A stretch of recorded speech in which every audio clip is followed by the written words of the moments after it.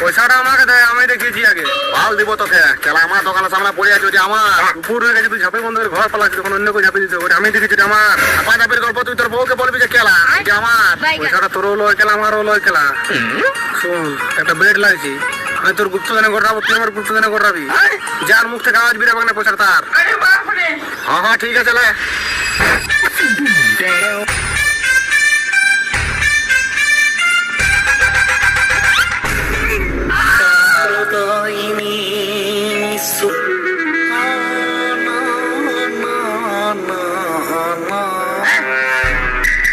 এবার আমার পালা।